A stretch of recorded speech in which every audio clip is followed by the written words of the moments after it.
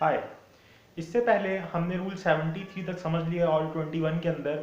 अब हम आगे के रूल्स को समझेंगे जो कि रूल 74 से स्टार्ट होते हैं, सेल ऑफ मूवेबल प्रॉपर्टी के बारे में। उसके बाद सेल ऑफ इमूवेबल प्रॉपर्टी के बारे में समझा है। तो इस वीडियो के अंदर हम कोशिश करेंगे कि सेल ऑफ मूवेबल प्रॉपर्टी के बारे में कंप्लीट हो जाए। तो sale of movable property complete करते हैं। सबसे पहले रूल 74 देखते हैं कि रूल 74 के अंदर क्या दिया गया है।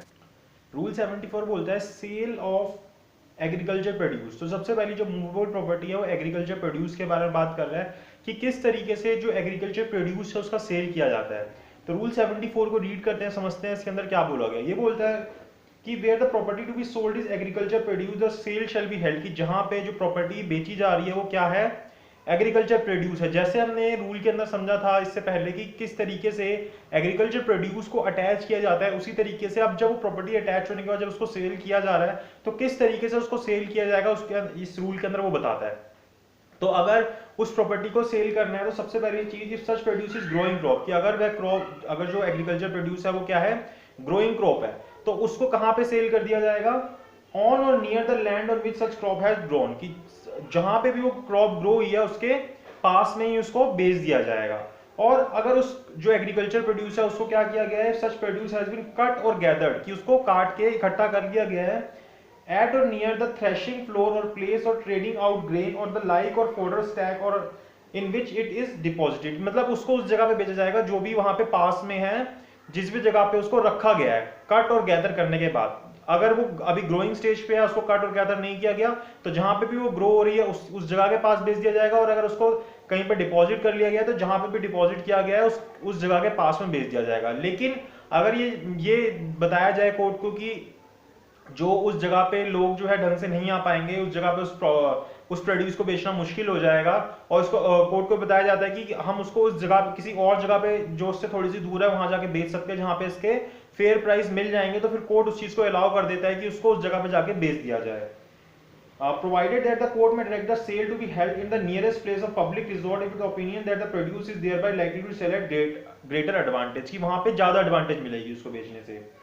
Where on the produce being put up for sale, कि जहां पे वो जो प्रोड्यूस अब उसको वहां पे लेके गए बेचने के लिए, अब वहां पे आपने उसको पुट अप फॉर सेल किया, तो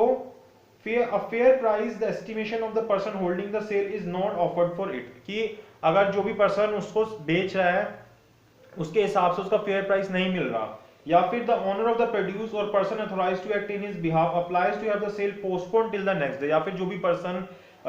उसका ऑनर है उस प्रोड्यूस का, या फिर पर्सन जो भी अथॉराइज है उसके बिहाफ पे एक्ट करने के लिए, वो ये कहता है कि उस सेल को आज ना किया जाए, इसकी बजाय इसको नेक्स्ट डे पे किया जाए। और if a market is held at the place of sale the next market day, तो फिर उसको अगले दिन बेचा जाता है कि भाई आज इसका सही प्राइस नहीं मिल रहा है, इसको कल के दिन बेचा जाए, तो फिर उसको नेक्स्ट डे पे भेजा जाता है। The sale shall be postpone accordingly and shall be then completed, और फिर जो सेल है उसी तरीके से उसको पोस्टपोन कर दिया जाता है और फिर उसको बेचा जाता है व्हाटएवर प्राइस में भी ऑफर्ड फॉर द प्रोड्यूस, फिर जो भी प्राइस उसका प्रोड्यूस का मिलता है उस प्राइस पे उसको बेचा जाता है, कि अगर भाई उसका फेयर प्राइस आज नहीं मिल रहा तो उसको फिर पोस्टपोन किया जा सकता है उसकी सेल को।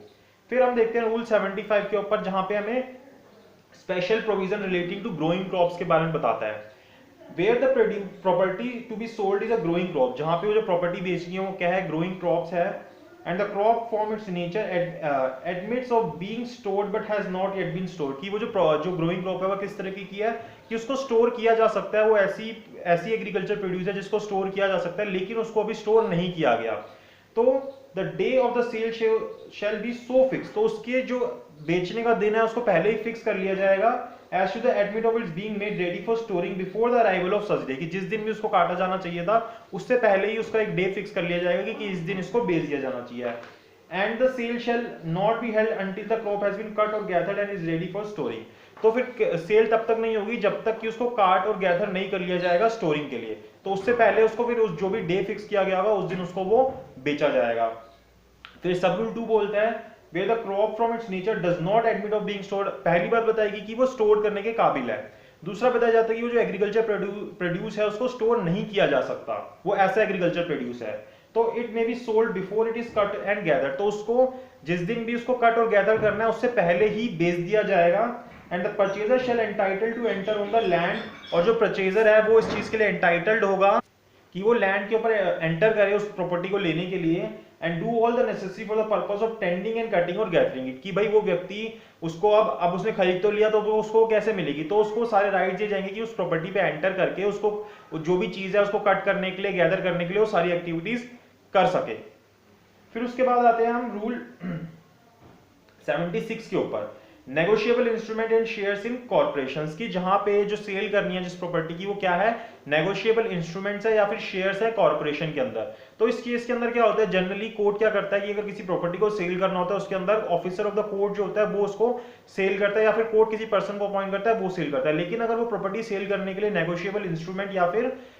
शेयर इन द कॉर्पोरेशन है तो उस जगह पे कोर्ट जो है वो ब्रोकर के थ्रू उसको बेच सकता है। तो यहाँ पे लिखता है where the property to be sold is a negotiable instrument और share in a corporation, the court में instead of directing the sale to be made by public auction, कि उसको पब्लिक ऑक्शन के बजाय, बेचने के बजाय, कि जब नॉर्मली जो सेल की जाती है वो पब्लिक ऑक्शन के थ्रू करी जाती है, authorise the sale of such instrument और शेयर थ्रू अ ब्रोकर, तो वो अथराइज कर सकता है कि उसकी सेल जो है किसी ब्रोकर के थ्रू हो। फिर रूल 77 पब्लिक ऑक्शन के बारे में बात करता है, sale by a public auction की, किस तरीके से पब्लिक ऑक्शन के थ्रू सेल की जाती है किसी मूवेबल प्रॉपर्टी की। Where a movable property is sold by public auction, the price of each lot shall be paid at the time of sale or as soon as after the officer or the other person holding the sale directs, कि जब उस movable property को बेचा जाएगा auction के अंदर तो जैसे ही उसको बेचा जाएगा उसका प्राइस जो है वो ले लिया जाएगा, या फिर अगर जल्द से जल्द ले लिया जाएगा, जो जितने भी जल्दी जो वो बेचने वाला अधिकारी है वो बोलेगा उसको लेने के लिए अमाउंट को। And in default of the payment of the property, और जिस व्यक्ति को वो बेची गई है अगर वो डिफॉल्ट करता है, अगर वो नहीं अमाउंट पे कर पाता तो शेल फॉरविथ भी रीसोल्ड, तो वो प्रॉपर्टी भी तभी उसको रीसोल्ड भी कर दी जाएगी, मतलब किसी और व्यक्ति को वो रीसोल्ड कर दी जाएगी अगर वो तभी के तभी उसका प्राइस पे नहीं कर पाता तो। फिर on the payment of the purchase money the officer और other person holding the sale shall grant a receipt for the same and shall become absolute. अब जिस भी व्यक्ति ने वो प्रॉपर्टी खरीदी है और उसने उसका प्राइस पे कर दिया तो उसी वक्त जिस भी व्यक्ति ने वो प्रॉपर्टी खरीदी है, जो भी उसका परचेजर है, वो उस प्रॉपर्टी का एब्सोल्यूट ऑनर बन जाएगा। अगर हम इमूवेबल प्रॉपर्टी देखते हैं तो वहां पे ऐसा नहीं होता। अभी जब हम इमूवेबल प्रॉपर्टी के प्रोविजंस देखेंगे तो वहां पे देखेंगे कि किस तरीके से वहां पे एब्सोल्यूट ऑनर बना जाता है। Where the movable property to be sold is a share in goods belonging to judgment debtor and co-owner, कि जहां पे वो जो मूवेबल प्रॉपर्टी सेल करनी है वहां पे वो गुड्स हैं जिसके अंदर जजमेंट डेटर और को शेयर का पार्ट है, एंड टू और more person of whom one is such co-owner respectively bid the same such sum for such property or for any lot, the bidding shall be deemed to be the bidding of the co-owner। तो वहां पे जो जब को share की कोई property है जिसके अंदर से किसी एक पार्ट जो है जजमेंट डेटर का था और जिसको बेचा जा रहा है ऑक्शन के थ्रू, तो जो उसका को ओनर था वो भी उसके अंदर बिड कर सकता है, उसको बिड करने की कोई मनाही नहीं है, वो भी अपना बिड लगा के उसका जो हिस्सा है वो खरीद सकता है। फिर रूल 72 बताता है irregularity not vitiate sale but any person injured may sue, कि कोई भी अगर बेचते वक्त कोई भी इरेगुलरिटी हो जाती है छोटी मोटी तो उसकी वजह से जो सेल है वो विशिएट नहीं हो जाएगी, खराब नहीं हो जाएगी। नो इरेगुलरिटी इन पब्लिशिंग और conducting the sale of movable property shall vitiate the sale, कि भाई जब आप पब्लिश कर रहे हो, प्रोक्लेमेशन कर रहे हो, उसको करते वक्त अगर आपकी कोई इरेगुलरिटी हो जाती है, but any person sustaining any injury by reason of such irregularity, लेकिन अगर उसकी वजह से वो सेल विशिएट नहीं होगी, लेकिन अगर कोई व्यक्ति उसकी वजह से इंजर्ड हो जाता है तो वह व्यक्ति जो है क्या कर सकता है, उस इरेगुलरिटी की वजह से और at the hand of any other person may institute a suit against him for compensation, तो वह व्यक्ति जो भी उस इरेगुलरिटी की वजह से इंजर्ड होता है वो व्यक्ति उसके कंपनसेशन के लिए सूट कर सकता है। If such other person is the purchaser for the recovery of the specific property, और अगर वह व्यक्ति परचेजर था और उसको उस इरेगुलरिटी के कारण कोई कमी हुई तो वो उसके अमाउंट की रिकवरी के लिए भी कंपनसेशन मांग सकता है, and for the compensation in default of such recovery, मतलब कि परचेजर था तो वो बोल सकता है कि मेरे को वो जो पर्टिकुलर प्रॉपर्टी है उसकी स्पेसिफिक रिकवरी कर दी जाए, जो भी प्रॉपर्टी थी वो मेरे को मिले, और अगर and for the compensation in default of such recovery, और अगर वो रिकवरी नहीं हो सकती, वो स्पेसिफिक प्रॉपर्टी नहीं मिल सकती तो उसके बदले उसका कंपनसेशन मिल जाए, अगर वो पर्सन कौन था, परचेजर था, फिर उस इरेगुलरिटी के कारण। फिर आते हैं रूल 79 के ऊपर, delivery of movable property debts and shares की, जो डिलीवरी है किसकी, मूवेबल प्रॉपर्टी की, डेब्ट्स की और शेयर्स की, किस तरीके से होगी, where the property sale is movable property, की प्रॉपर्टी जो बेची गई वो कौन सी प्रॉपर्टी है, मूवेबल प्रॉपर्टी। ये रूल्स जो है हम अभी मूवेबल प्रॉपर्टी के पढ़ रहे हैं, of which actual seizure has been made, जिसके लिए एक्चुअल सीजर कर लिया गया, उस मूवेबल प्रॉपर्टी का एक्चुअल सीजर कर लिया गया है, it shall be delivered to the purchaser, तो अब उसकी जो डिलीवरी है वो जो परचेजर है उसको दे दी जाएगी। where the property sold is movable property in the possession of some other person other than the judgment debtor. लेकिन अब जहां पे वो प्रॉपर्टी जो बेची गई, जो कि जजमेंट डेटर की थी, वो किसी तीसरे पर्सन के पोजीशन के अंदर थी। जजमेंट डेटर के पास उस प्रॉपर्टी का पोजीशन नहीं था, उस मूवेबल प्रॉपर्टी का। The delivery thereof to the purchaser shall be made by giving notice to the person in possession prohibiting him from delivering possession of the property to any person except the purchaser. तो फिर उस व्यक्ति को notice भेजा जाएगा जिसके पास भी वो प्रॉपर्टी पोजीशन के अंदर है, मूवेबल प्रॉपर्टी, और उसको बोला जाएगा कि इसकी डिलीवरी आप किसी और को ना करिए। ये डिलीवरी सिर्फ आप किसको कर सकते हैं, जिसने भी ये प्रॉपर्टी खरीदी है, जो भी इस प्रॉपर्टी का परचेजर है। तो उसको ये नोटिस भेज दिया जाएगा। अब ये तो हो गई मूवेबल प्रॉपर्टी की बात। अगर अब यहाँ पे बताता है कि where the property sold is डेब्ट, कि जो प्रॉपर्टी बेची गई वो क्या है, डेब्ट है, not secured by a negotiable instrument, और वो नेगोशिएबल इंस्ट्रूमेंट से सिक्योर्ड नहीं है, या फिर वो किसी कंपनी के अंदर शेयर्स हैं जिसको बेचा गया है। The delivery thereof shall be made by a written order of the court. तो उसकी डिलीवरी जो है, रिटर्न ऑर्डर किए जाएंगे उसकी डिलीवरी के लिए, जिसके अंदर कोर्ट जो है प्रोहिबिट करेगा creditor from receiving the debts, कि जो क्रेडिटर है उसके डेब्ट्स को रिसीव ना करें, जो भी वो डेब्ट था उसका, और एनी इंटरेस्ट देयरऑन, या फिर उसके ऊपर कोई इंटरेस्ट है वो भी रिसीव ना करें। And the debtor from making payment thereof to any person except, और डेटर को भी मना कर दिया जाएगा कि आप ये पेमेंट किसी और को नहीं करेंगे, सिर्फ और सिर्फ आप ये पेमेंट परचेजर को ही करेंगे जिसने भी ये डेब्ट्स खरीदे हैं। और prohibiting the person in whose name the share may be standing from making the transfer of the share. Same चीज शेयर के ऊपर भी एप्लीकेबल होगी। फिर आते हैं हम रूल 80 के ऊपर, transfer of negotiable instrument and shares, की किस तरीके से जो नेगोशिएबल इंस्ट्रूमेंट है, शेयर्स है, उनको ट्रांसफर किया जाता है। Where the execution of a document or endorsement of the party in whose name a negotiable instrument or share in corporation is standing is required to transfer such negotiable instrument or share, the judge or such officer as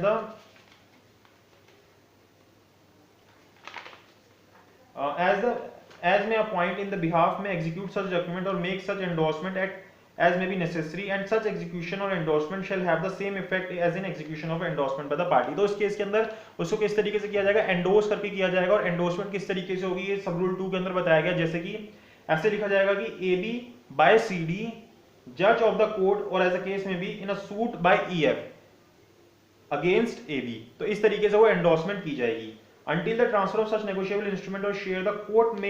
by order appoint some person to receive any interest or dividend due thereon and sign the receipt of the for the same। कि जब तक कि वो जो transfer नहीं हो जाता वो नेगोशिएबल इंस्ट्रूमेंट, तब तक कोर्ट एक व्यक्ति को अपॉइंट कर देगी जो कि उस व्यक्ति के बिहाफ पे उसके ऊपर जो भी इंटरेस्ट होगा नेगोशिएबल इंस्ट्रूमेंट के ऊपर वो रिसीव करेगी।